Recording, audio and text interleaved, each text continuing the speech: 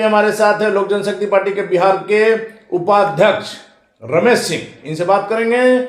आज रमेश सिंह जी और चिराग पासवान की पूरी टीम बक्सर गई थी और साथ ही साथ बड़ी खबर यह भी है कि चिराग पासवान को जेड सिक्योरिटी मिल गई है और इसका आधिकारिक जो है घोषणा हो गया है। सबसे पहले रमेश सिंह जी नमस्कार।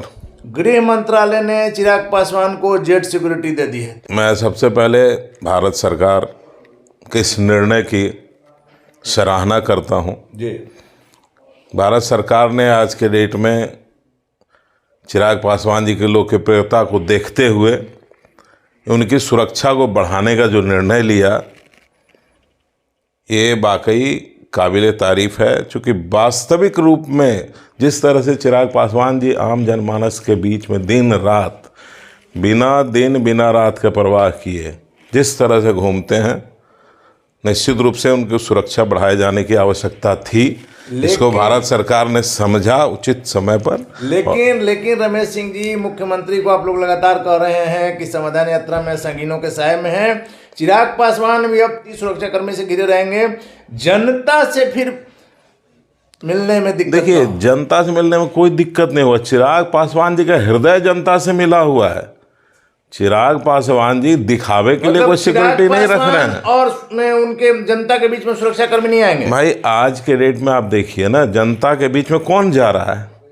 न दिन का परवाह करते हैं न रात का, इसमें कोई शक नहीं है। लेकिन यदि जनता से थोड़ा सा भी उनको परहेज होता या थोड़ा सा दिली लगाव नहीं होता तो जनता के बीच में जाते। लेकिन हमारा सवाल ये है कि जब जनता मिलने जाएगी, कहीं सुरक्षाकर्मी रोक ना दे? नहीं, बिल्कुल नहीं रोकेगी। सिर्फ चिराग पासवान की सुरक्षा में अगल बगल तैनात रहेंगे। निश्चित रूप से सुरक्षाकर्मी का काम है देखना जी, जनता से मिलने से थोड़े रोके। पर जमुई भी जो है वो बहुत सेंसिटिव इलाका रहा है। निश्चित रूप से जगह के अगर सांसद हैं तो निश्चित तौर पर जब केंद्र सरकार का निर्णय है तो केंद्र सरकार किसी न किसी बिल्कुल। चिराग पासवान जी हर जनता के दिल में बसते हैं। जनता से मिलने से चिराग पासवान जी को कोई नहीं रोक सकता और जनता को चिराग पासवान जी से मिलने से कोई ताकत रोक नहीं सकती। चलिए, आज आप लोग जिस प्रकार से पुलिस की बर्बरता के खिलाफ बक्सर गए थे, इस ठंड में सुबह 7 बजे आप लोग पटना से निकल गए थे और जिस प्रकार से लोगों ने आप लोगों का स्वागत किया बक्सर में, चिराग पासवान जाके सभी पीड़ितों से मिले, लोगों से मिले, क्या कुछ निकल कर? आज हम लोग गए, वहाँ की स्थिति बहुत मार्मिक थी। लोग रो रो करके अपना हाल का बखान कर रहे थे। आदरणीय चिराग पासवान जी से गले मिल करके रो रहे थे। जिस तरह से बक्सर में किसानों के बहू बेटियों के साथ बर्बरतापूर्ण व्यवहार किया गया है, ये बिल्कुल निंदनीय है, शर्मनाक है। मैं बिहार सरकार के इस तरह के रवैये का घोर निंदा करता हूँ। लोक जनशक्ति पार्टी इस तरह के किसी भी बर्बरता के खिलाफ है और इसकी घोर निंदा करती है। किसान आखिर क्या मांग रहे थे? सिर्फ मुआवजा। किसान अपना हक मांग रहे थे। किसानों ने क्या कहा? हमारी ज़मीन गई है। जब हमारी ज़मीन गई है तो हमें नौकरी मिलनी चाहिए। भाई, रोजी रोटी का हमारा एक साधन था खेत। अब जब रोजी रोटी का साधन आपने ले लिया तो फिर खाने की व्यवस्था कौन करेगा? हम नौकरी ही तो मांग रहे हैं। किसान मजदूर वहाँ कह रहे हैं कि भाई हमारे लोकल मजदूरों के द्वारा मजदूरी कराई जाए। क्या मांग रहे हैं? मजदूर अपना हक मांग रहे हैं। सबसे बड़ी बात है कि आप हक देना नहीं देना वो बात किसी ने, इस तरह से पुलिस रात में घर में घुसकर किसी को पीटेगी अपराधी? जिस तरह से पुलिस ने वहाँ बर्बरता दिखाया है, लगता है कि आतंकवादी थे ये लोग। भैया, वो किसान हैं, वो अन्नदाता हैं, उन्हीं के भरोसे हम लोग सुबह शाम खाना खाते हैं जी। आप 2 दिन बिना अन्न के रह के देख लीजिए, पता चल जाएगा किसानों की अहमियत क्या है। चिराग पासवान ने घोषणा की है कि मैं हर तरह से किसानों के समर्थन में। निश्चित रूप से चिराग पासवान जी ने आज खुले तौर पर खुले मंच से कहा है कि आवश्यकता पड़ेगी तो मैं आदरणीय प्रधानमंत्री जी से भी इस विषय पर चर्चा करूंगा।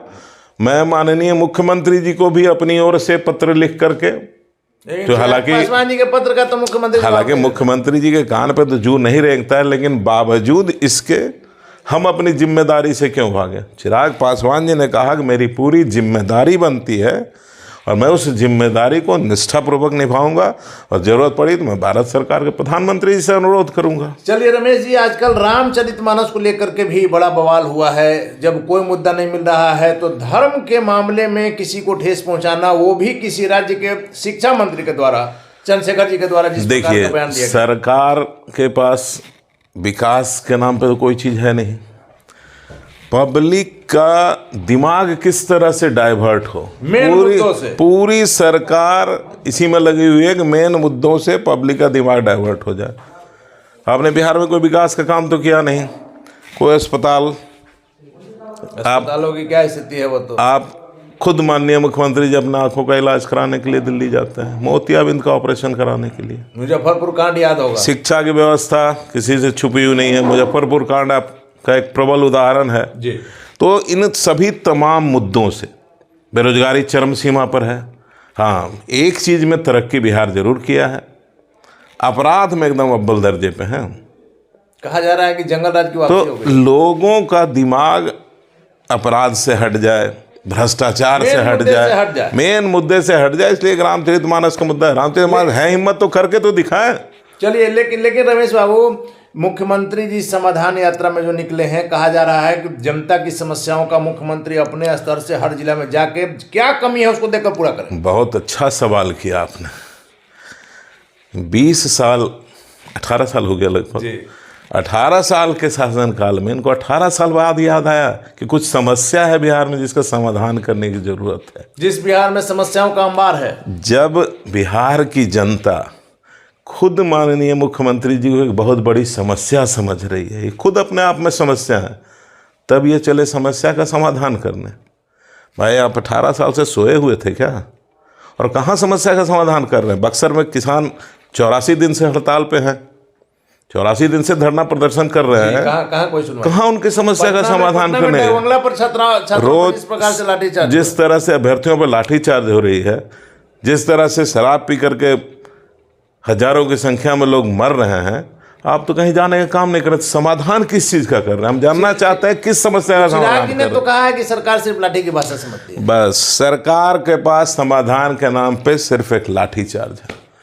भैया, छात्र यदि अपनी उचित मांग को लेकर सड़क पर आए, सरकार लाठीचार्ज।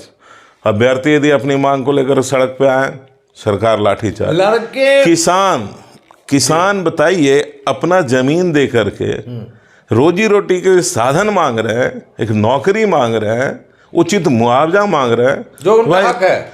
घर में घुस करके बताइए, आप विश्वास नहीं करेंगे, बहू बेटियां सबकी गांव से बाहर है। डर का माहौल एकदम बन गया है, कब क्या हो जाएगा पता ही नहीं चलता। जैसे कि आतंकवादी हो, कहीं आतंक करके आगे छुपे हुए हैं। को आतंकवादी होने का फील करा रहे हैं। बिल्कुल, माननीय मुख्यमंत्री जी को इसका ये समझिए एक तरह से अभिशाप है कि बिहार में किसान इस तरह की बर्बरता का शिकार हो रहा है। चलिए रमेश जी, आखिरी सवाल मेरा है कि जिस प्रकार से चिराग पासवान को जेट सिक्योरिटी मिल गई, क्या यह केंद्र में मंत्री बनने की दिशा में पहला कदम है? देखिए, केंद्र में मंत्री बनाना ये माननीय प्रधानमंत्री जी का विशेषाधिकार है। यह तो रटा और ये माननीय प्रधानमंत्री जी चिराग पासवान जी में नहीं रमेश बाबू, वो क्षमता देख रहे हैं। बिहार में मुख्यमंत्री का विशेषाधिकार है, केंद्र में प्रधानमंत्री का है। यह बात सुन के हम लोग बहुत दिनों से सुन रहे हैं रटा जवाब। चिराग पासवान केंद्र में मंत्री बन रहे हैं या नहीं, जनता यह जानना चाह रही है। ये तो जब बन जाएंगे तभी बता सकते हैं अनिल जी। आप लोग को लग रहा होगा 18 से 23-24 तक बीजेपी की बड़ी मीटिंग होने वाली है। देखिए, कुछ भी हो सकता है। क्षमता तो हमारे आदरणीय नेता चिराग पासवान जी में है ही, और इनकी क्षमता की तारीफ कई बार आदरणीय प्रधानमंत्री जी ने संसद में कई बार इनकी तारीफ भी की है। माना जाए कि इस महीना चिराग पासवान केंद्र में मंत्री बन सकते हैं। आप मान सकते हैं, मैं इसकी पुष्टि नहीं कर रहा हूं, लेकिन क्षमतावान तो हैं, कहीं कोई शक नहीं है। धन्यवाद आपका। ये थे हमारे साथ रमेश सिंह, जो बिहार के उपाध्यक्ष हैं लोक जनशक्ति पार्टी रामविलास के, जिनका साफ तौर पर कहना है बंधे हुए शब्दों में कि जिस प्रकार से जेट सिक्योरिटी की बातें हो रही थी और इसका आधिकारिक घोषणा नहीं हुआ था, आज उसकी आधिकारिक घोषणा भी हो गई है। यह निश्चित तौर पर चिराग पासवान के केंद्र में मंत्री बनने का पहला कदम था, और इस महीना में चिराग पासवान केंद्र में मंत्री बन सकते हैं, यह तय है। आगे क्या होगा देखना काफी दिलचस्प होगा।